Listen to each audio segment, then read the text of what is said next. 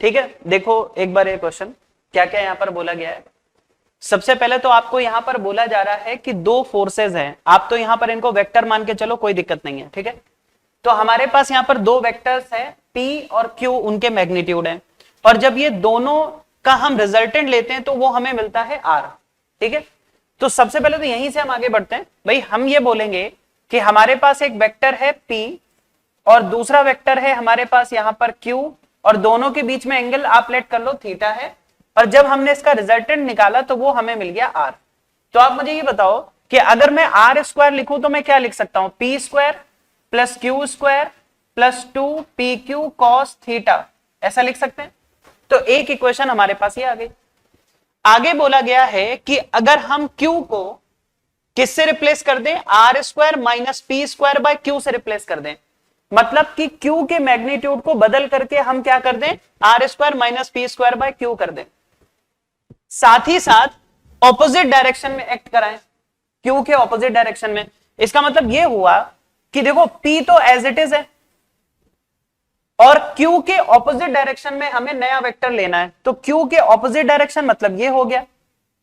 और नया वेक्टर का मैग्नीट्यूड क्या है, R square minus P square divided by Q, यही तो है।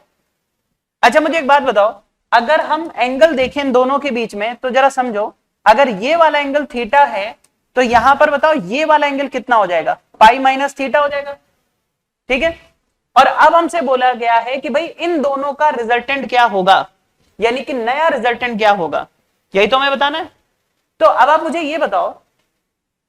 अगर मैं इनका रिजल्टेंट फाइंड करूं तो मुझे क्या लिखना चाहिए। मान लो इनका रिजल्टेंट कुछ R डैश है, तो R डैश का जब स्क्वायर करेंगे तो क्या आएगा, पहले वेक्टर के मैग्नीट्यूड का स्क्वायर यानी कि P स्क्वायर प्लस दूसरे वेक्टर के मैग्नीट्यूड का स्क्वायर, तो दूसरा वेक्टर क्या है, R square minus P square by Q, इसका स्क्वायर करोगे प्लस 2 फर्स्ट वेक्टर का मैग्नीट्यूड, फिर सेकेंड वेक्टर का मैग्नीट्यूड, यही तो है ना, कॉस दोनों के बीच में एंगल यानी कि पाई माइनस थीटा,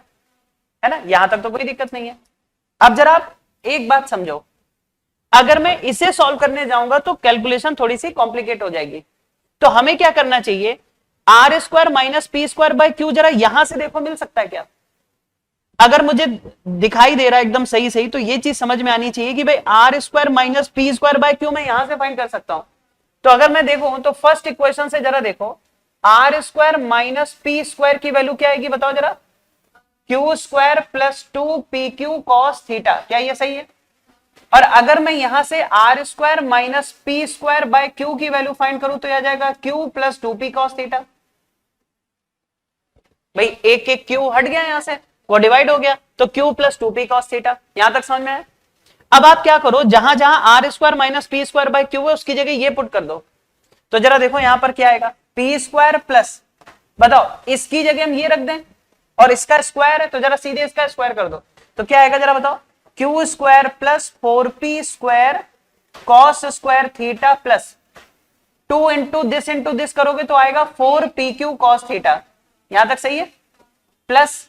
अब जरा देखो ये हो जाएगा माइनस कॉस थीटा, साथ में 2P है तो माइनस 2P कॉस थीटा, तो ये हो गया। और तो एक काम करते हैं, यहां पर हम क्या कर लेते हैं, इसकी जगह तो माइनस लगा देते हैं। अब ये 2P cos theta into this, तो जब 2P कॉस थीटा का इससे मल्टीप्लाई करोगे तो एक तो आ जाएगा 2PQ कॉस थीटा और माइनस का 2P cos theta into 2P cos theta, तो 4P square cos square theta आएगा कि नहीं है,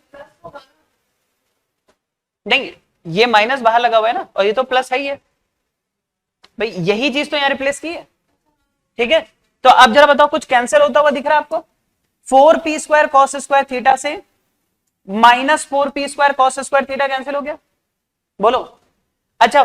प्लस का 4PQ कॉस थीटा और माइनस का 2PQ कॉस थीटा क्या बना, प्लस 2PQ कॉस थीटा, यानी कि ये आ गया P square plus Q square plus 2PQ cos theta. और देखो बड़ी मजेदार बात,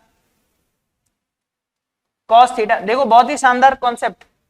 P square plus Q square plus 2PQ cos theta तो R स्क्वायर था और वही चीज निकल के आ गई, इसका मतलब ये किसके इक्वल है, R स्क्वायर के इक्वल है। इसका मतलब जो R डैश है वो कुछ और नहीं, वो R के इक्वल ही है,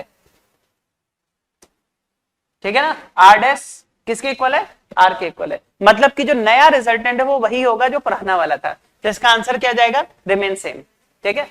नोट कर लो अब इसको।